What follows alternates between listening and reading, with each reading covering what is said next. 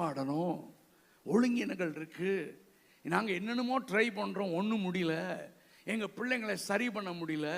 வெறுமை, ஒழுங்கினங்கள், நிம்மதியே இல்லைப்பா. நீங்கள் எங்கள் வீட்டு மேலே ஆசைவாடுங்க ஆண்டவரே, எங்கள் வீட்டுக்குள்ளே உலாவுங்க ஆண்டவரே. என் வாழ்க்கை, என் பிள்ளைகளுடைய வாழ்க்கை மேலே உலாவுங்கப்பா.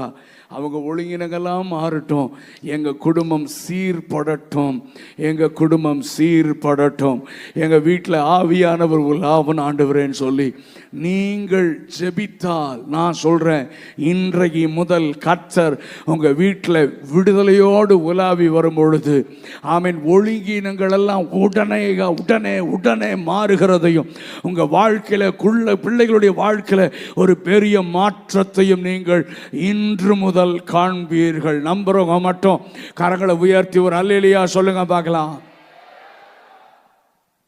பரிசுத்த ஆவியானவர் இன்னைக்கு நம்மோடு பேசிட்டு இருக்காரு.